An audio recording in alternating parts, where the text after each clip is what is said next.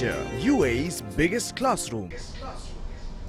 Welcome back. We are continuing our discussion on parental strategies to maximize benefits of the use of social media. Yeah, Sunana, I'm sure our young friends are not going to like what we're going to discuss now, because we're coming up with strategies that can probably, you might think that we're going to restrict you. Yeah, but definitely we have your best interests in your mind. Absolutely. The first thing that I want to talk about is parents knowing about the technology that's being used. A lot of us parents, we decide, oh, we're too old for this, we are not going to understand that, and that's giving our kids a definite advantage. Okay, so they can get away with anything. Only recently I came to know that the Xbox that we have at home has got a browser, and our credit card information has already been loaded onto it, because we purchased something initially. So the kids can play Xbox and still download games and applications, again, all that. So I think, be it a phone, be it Instagram, be it Facebook, be it Snapchat, I think parents should have at least some rudimentary knowledge on what the dangers are and what the features are. That's number one. Number two, I've got two kids, the older one who's 14 and the younger one who is 7. Now, the older one has a Facebook account. Why? Because Facebook and Instagram and many other social media platforms have set 13 as the age limit for having. Technically, it's illegal to have a Facebook account for someone who's below 13. I'm sure this is new information for a lot of parents. Oops, my child has a social media account for ages. So my little one has been asking me, Opa, I want to have an account, brother has an account. I say, sorry, you have to wait till you're 13.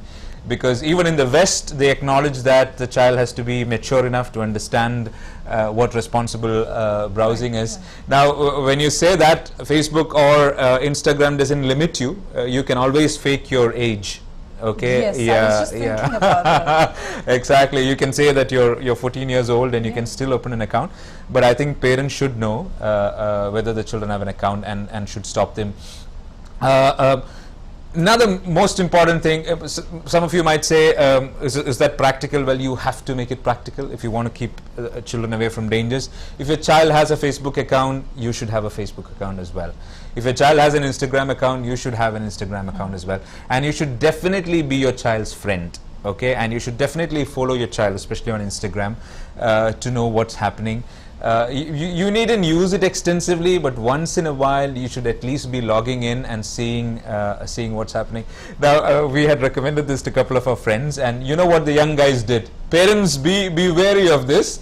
What they do is they open an account, okay, and they leave it as it is, and they have another account where all the juicy action takes place. So when the parents say, okay, I want to follow you, or I want to be your friend, they show the other account. So what you need to do, uncles and aunts are all in the account. Exactly, and all the friends are in the juicier account. So I think what parents should do is monitor the kind of activity that's happening, and if they find that the frequency of exactly, you don't find any posts happening, you don't find any comments happening, you say, gotcha, this is a decoy account, and you need to definitely log in to ask them and make sure that you get latched on to the real account. Now, for parents who say, I don't really have time, or I'm not quite conversant with the technology, there is an amazing tool available. Okay, and I don't want to talk about this. I think you should say please, for us to talk about this too. It's an amazing tool. I don't know, Sunana, whether you're using this. It's called Google Alert. Okay, now go to Google and search for Google Alert, and what happens is you can enter a keyword. Okay, that keyword could be your child's name.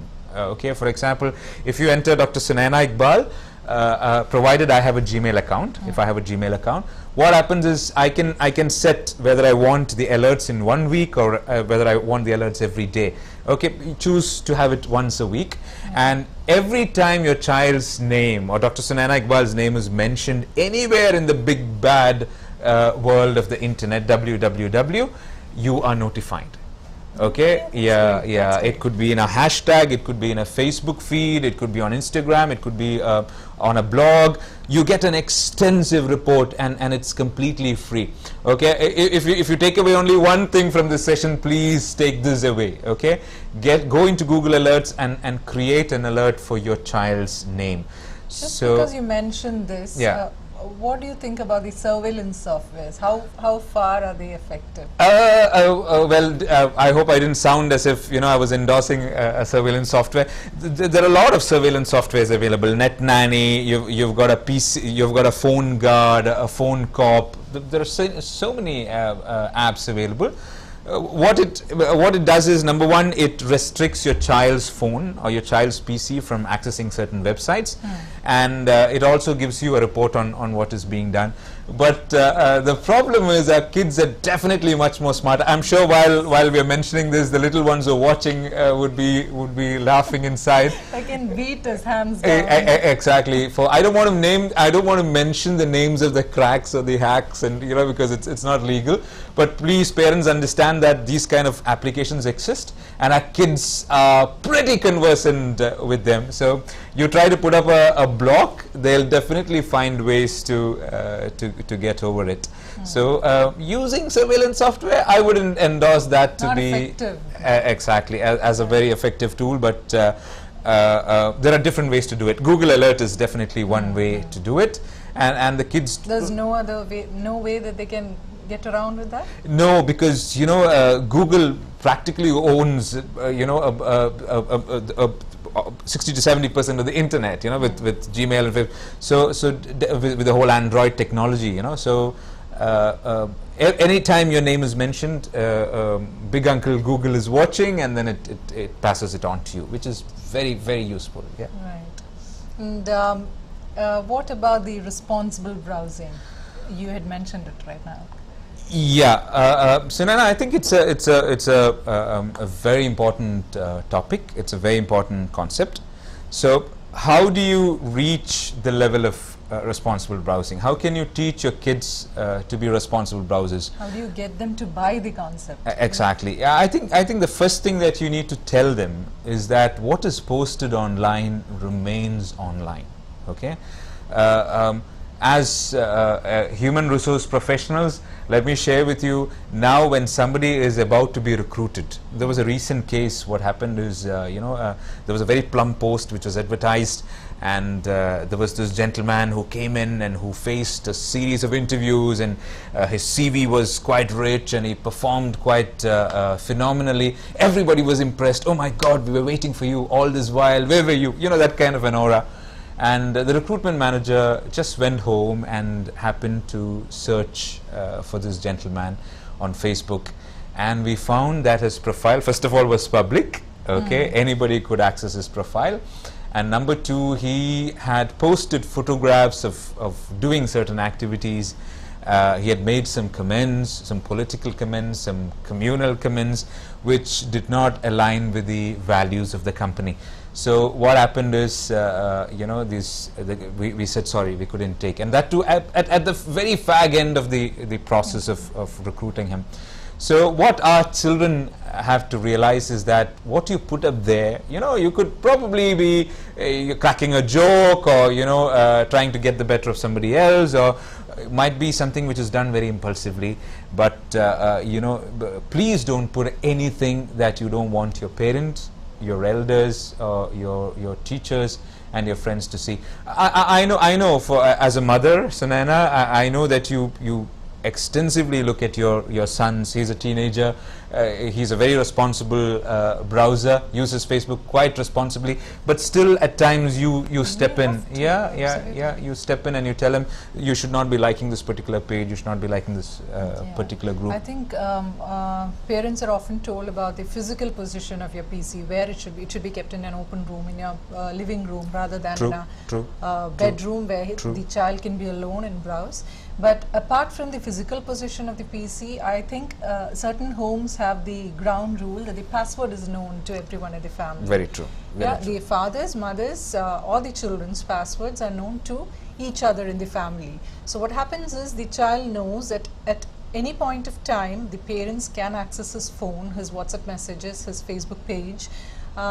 But as you said, they should be taught responsible browsing first, because just the knowledge that, oh, my parents would check my phone or my messages shouldn't be the only reason that's holding them back from doing something wrong online. So I think responsible browsing first, and then passwords, if possible, should be exchanged within the family. True. We're very proud to say that at our home we practice this. My little one knows my Facebook username and password. We share our passwords with each other. Usually we say don't share passwords. Well, that's don't share passwords with strangers, particularly with your friends. They might try something silly just to get the better of you. But make it a habit that passwords of everybody in the family is known to everyone else in the family. So and make it a point that the little ones don't blurt it out. You know, very true, very true, very true. Probably have it on a notepad file somewhere on your PC. So basically it's like telling, we are transparent, there's nothing to hide, and just by putting it there, I think we're making sure that there are deterrents. Right. Kids know that my parents can log Could in and be see it accessed, anytime. yeah. Exactly. So that stops them. See Sunaina, what most parents don't realize about social media is, I want to ask this to our parents: would you allow your child to drive a car without teaching him how to drive it first? Right. We wouldn't, right? Would you allow your little one to go and cook a meal, in the kitchen, use an oven, or light up a fire and put ingredients without actually taking him through that? Now, why do we feel that something as complicated, something as open and dangerous as social media can be kept open in front of kids without teaching them what responsible browsing is? So I think the number one rule that we have is have an account, know the technology, and be your child's friend. Understand who his friends are. In real life, just imagine if we ask you today, who are your kids' friends? I'm sure your parents can say A, B, C, D, E. These are the ones they hang around with. These are the ones they call. These are the friends that who sits with him in school. But if we ask you, who are your child's online friends, would you know that?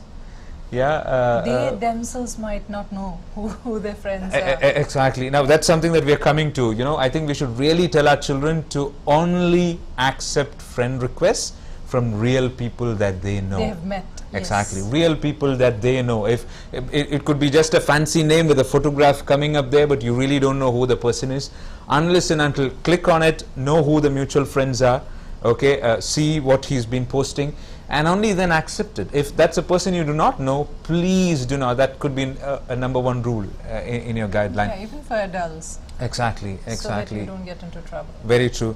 Another thing, Sunaina, of course, we as parents, we understand where our kids go, where they hang out with, what kind of groups they are a part of. Similarly, we need to extensively know which Facebook groups the children are part of, which communities that they are a part of. Which pages they've liked. Which pages they have liked, yes. What kind of content usually comes on this page. And I think we need to regularly have a conversation, because kids get swayed very easily, especially if their peers are getting into something awkward. They would like to go and, right. Teenagers, again, the brains are not fully wired yet. So we need to teach them the concept of branding. When somebody hears your name, when somebody hears your name, let's say Sangeet Ibrahim, Sunaina Iqbal, your name, automatically certain words come to people's minds. And these words could be good, these words could be bad. If they're bad, it's definitely not going to help you in your career or your life. You need to make sure, for example, he is a studious boy, or she is a helpful girl, or she's an extensive reader, or he's a winner. Oh, this guy, he's very socially responsible. Now, all these attributes can be made part of your brand if you use social media responsibly. On the other hand, if you go putting up hate messages, the other day on my son's Facebook page, I found kids putting comments, and they're using a word. I'm sorry for saying it out, because it's an extremely racist word, and the word was nigger. Yeah, so somebody was calling the other guy, hey nigger, and I called my son and I told him, do you know the meaning of the word nigger? It's a very, very, very abusive, racist word. And I said, this does not agree with the values that we have in our house. Please speak to your friends, make sure that you take this word off your lexicon, take this word off your library. So we need to really tell them that whatever they do would lead to the creation of a brand image, which could haunt them in the future, or which could help them in the future. Now, one thing that I would like to ask, Sunaina, Are you, this is a very important topic. I would like to spend a few minutes on that, but let me ask Dr. Sanana first. Are you conscious about the security settings on your Facebook page? I think I am, because yes, when you post something, you have an option to see if your friends see it, your friends' friends see it, the entire public, I mean the entire world out there sees it. Yeah, that's how you can restrict it. Exactly. Most parents are not. You know, most parents have not even looked into the security Privacy settings settings. or the privacy settings of the child's social media accounts. You know, you can extensively see, you can extensively decide who can see what is posted. For example, let's talk about your daughter. Okay, your daughter has got a Facebook page. Anybody can Google your daughter's name and then get an access to the Facebook page. Okay, if your daughter has been posting personal photos, selfies, photos of private moments, holidays with friends and stuff like that, now there's a real danger that people can actually save these photographs and use it, okay, for all wrong purposes. The other day, Sunana, you were talking about a pornographic site. What was that about using children's photographs? Yeah, where you said, you know, it's been found that certain pornographic sites that are browsing the net, picking up photographs of what parents have posted. Their kids, 7-8-year-old girls' Yeah, pictures. exactly, and then they're using it. So we need to tell our children, please make sure your setting is restrictive in a way that it restricts only your friends from accessing your page. Yeah, not even your friends' friends, because that could be trouble. So make sure that it's only whatever you post, it doesn't go into the public domain. How can you do that, dear parents? If you do not know, go to YouTube and search, and you will definitely find videos explaining how that can be done. Make sure that your kids' Facebook pages provide access only to the friends that they have. And we also said that, you know, you should only befriend people that you really know. Okay, any Facebook friend request that you get, don't get into that. You can set restrictions on who can comment, who can like. You can even block your friend requests. You know, yeah, there are certain times when you know you really know a person and you send a friend request, but it says sorry. You know, you cannot send. You It cannot doesn't send. light up. The icon doesn't light up there. The icon doesn't. The icon doesn't light up there. Any post that is put, you have an option of reporting it. Okay, so if you find on your child's news feed something that you feel is awkward, okay, you can go to the right side and you can always say, I report this link. Okay, you can do that. Another thing is about tagging. What do you think about tagging? You know, a lot of people do that in a very irresponsible manner. Irresponsible manner, but I think we can block it. We can very well block somebody from tagging us. True. A lot of teenagers don't know this option. Their parents don't know this option. Every time someone tags you, anybody can tag you. Okay, you have the option to be notified. Okay, now tagging can, you know, you might have taken it wouldn't be a positive post about you. Sometimes, yes, you know, you take a selfie with your friends, and or you do something awkward, and somebody else can put it up and tag you, you know, and embarrass you in front of the whole world. So you can either block someone from tagging you completely, or you can make sure that when someone tags you, you get notified, and you carefully review what is there, and you can allow somebody to tag you. That could be done. I don't know whether parents are aware of this, Sunana. There is an option for you to ask for a photograph to be removed.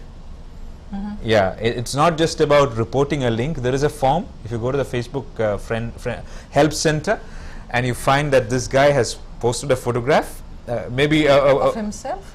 no, a photo that you find offensive. Okay, let's say you were in a public event and somebody has put a photograph of yours. Okay, and you don't like that photo to be put there. Okay. There's a form that you can fill, and you can say that please remove this photograph because I don't want this photograph to be And that to be form kept. goes to? To the Facebook Help Center, and they will notify the person who's put the photograph, and then they remove it. Yeah. So there are different options in the security settings. If somebody has put a wrong comment on any of your posts before, you have an option of blocking him completely. Yes. Okay, so this is what, dear parents, you know, instead of saying I'm going to take my child off Facebook, I think that's That's not a nice strategy. You know, if you're a little more responsible, if you get into the technology, there are ways to make it secure. There are definitely ways to make it secure. Now, when we're talking about Facebook, I think we also have to talk about Instagram. Okay, especially in this part of the world, Instagram is much more popular. What youngsters are saying is Facebook is for uncles and aunts. You know, and I want to. We are into Instagram. Now, in Instagram, again, children really take pride in saying, "I've got 5,000 followers. I've got 6,000 followers." Well, that's not a big deal. Please allow only people who know you, know each other, to be your follower, and only follow people that you know. Okay, and there's an option in Facebook called make my videos and pictures private. You have to go to the settings page to do that. Most people I've seen horrible photographs. I've seen very embarrassing situations where, you know, kids take pictures and post it online. So make sure that your child's Instagram account clearly states that photographs should be private and videos should be private. There's another app now called Snapchat. I don't know whether parents know about it. What Snapchat does is, if you take a picture on Snapchat or a video on Snapchat, you can decide how long this picture is going to exist in the real in the virtual world. You get to decide, or there is a default? You get to decide. So if you're taking a Snapchat, you can say that please let it expire after 5 seconds or 10 seconds. Okay. So I would get the picture, and after 10 seconds the picture disappears. Okay? So what many youngsters believe is that this is very private. They can take a snapshot. Exactly. What you can do is, you know, what kids do is they put awkward faces and take selfies, and, you know, sometimes in embarrassing situations they say, oh, only this guy is seeing it, and he's seeing it only for 10 seconds. But others, you know, they can take snapshots of the screen. They can even capture the video that has been sent. And that can put people in embarrassing situations. So again, understand the security settings. Make sure that restrictive security settings are put for your child's account, because it's a big bad world out there, and we need to really protect them. Couple of other simple things, Sunana. Make sure that your child uses a nickname. Okay? It's better to have a nickname, because if somebody searches for your name, as you said, you befriend only people who you know, so you can always talk about your nickname, and they can search and find you. So do not put the full name. Another very dangerous things kids are doing nowadays is wherever they go, they say, we have logged in at this place. Yeah, this is called as geotagging, because if you allow your phone to geotag you and you post a picture, let's say in a restaurant, it says that you are in a particular restaurant. I'm sure parents would know without us elaborating. Like broadcasting exactly on how dangerous this is. So please tell your kids to remove the geotagging option from the phone. Do not allow them to let the world know where they are. Okay, because there could be stalkers, there could be people following them. So you're literally making it very easy for them. One more particular thing, Sunana, is that we follow all these rules when it comes to posting our pictures. Make sure you respect the privacy of others as well. So especially girls, you know, when you want to post a picture of your friend, make sure that you ask that person. Right. Yeah, there are different situations, you know, especially among adults. You've got some embarrassing pictures from your youth, you know, during your hostel days or your friends, and probably that's a brand image. Basic etiquette that somebody should exactly, be but people get carried away, Sunana. You know, that's a brand image that you don't want to project nowadays. Right. So just imagine, you know, your old, wild pictures being posted online. I think we should definitely ask someone before posting their pictures. So post for adults more than kids. Yeah, exactly. And then tell your kids not to post personal information. You know, dad and mom are away. You know, I'm sitting at home, I'm lonely, or we are going for a holiday to Paris for the next few weeks. You know, these kind of information, well, if the parents can do it, I think they'll do it responsibly, but kids should definitely not be allowed to do it. I think above all that, we should be setting good examples for our children. Very true. If you're a person who's checking his phone, his messages every 2 minutes, then we are not setting a good precedent for our children to follow. So, and I think somewhere we lose the right to admonish them when they do the same, Very whatever true. be our reasons Very to true. for checking it. Very true. So let's walk the talk, practice what we preach, and browse less, especially when you're with the kids. Yeah. Now, this particular comment is you know, very relevant to us as well, because both of us, we use Facebook quite extensively. The reason to do that is, you know, we are educators, and there are a lot of people following us. People ask us questions using Messenger whenever we do a program, because most of the programs that we do are for social causes. We put them so that we can exhort other people to follow suit as well. So we do spend considerable amount of time on social media. So we are trying our best to educate our kids that we're doing it for a purpose, okay, and it aligns with our core values, and we need to tell them that we are careful. We need to really tell them that we're careful. I think at the end of the day, the main takeaway, Sunaina, is, let me repeat what I said before, okay? Unless you teach your child to drive, you're not going to let them take a car. Or unless you teach your child to cook, you're not going to let them barge into the kitchen. Unless you set down a set of rules that they need to follow. Exactly. So, but for that, you need to know driving, and you need to know what cooking is all about.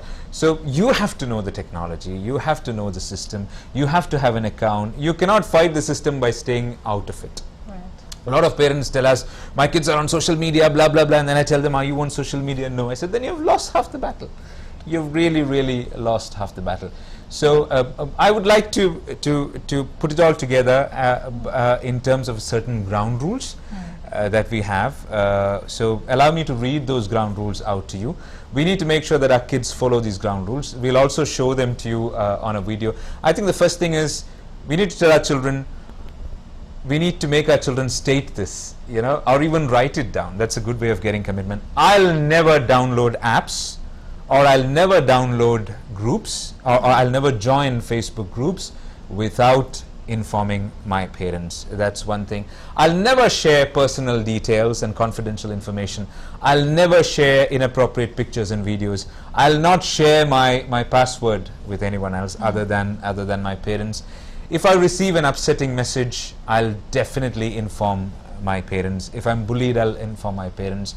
I'll only friend real friends. If the friend request is from somebody that I do not know, I will not befriend that person. Right. I will avoid check-ins with geotagging. I'll ensure that my privacy settings are appropriate, and I'll definitely be respectful online to myself and to others as well. Right, perfect.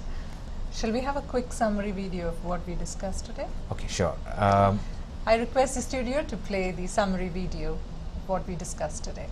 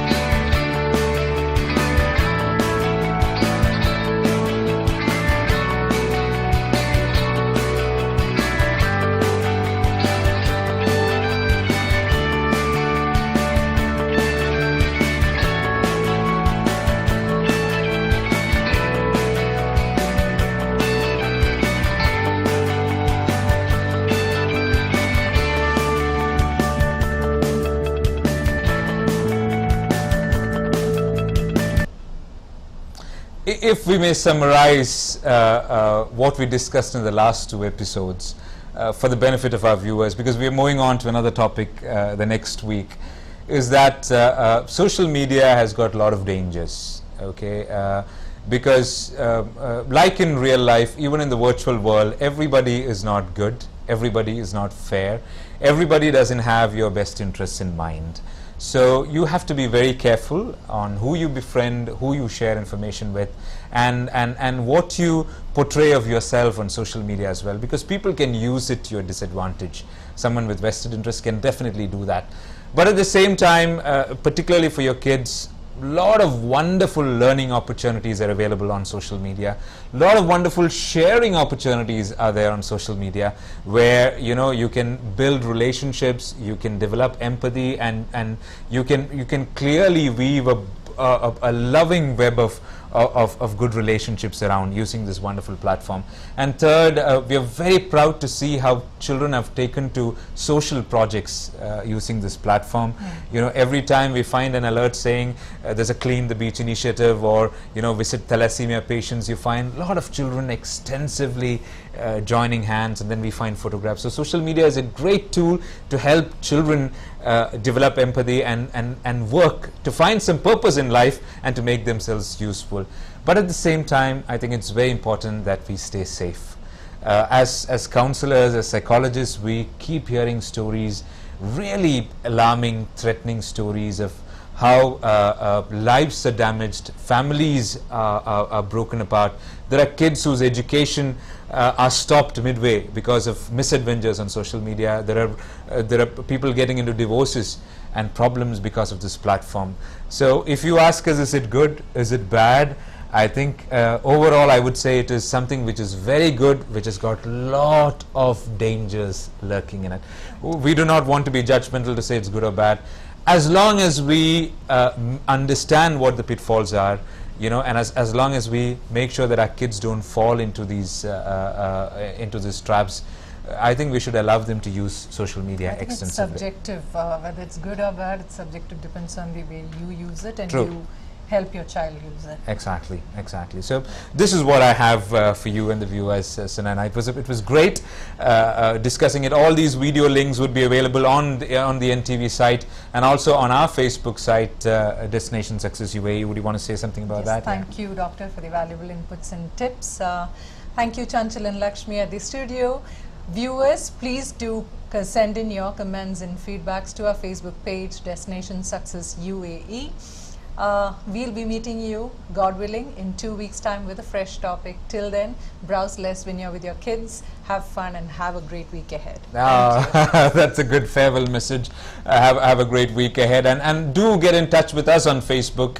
You can connect with me, Singit Ibrahim, and any queries that you have, please feel free to send them along, and we'll definitely try to work things out together. Thank you. Thanks a lot, Chanjal, and thanks a lot, Lakshmi, for yet another wonderful episode. God bless.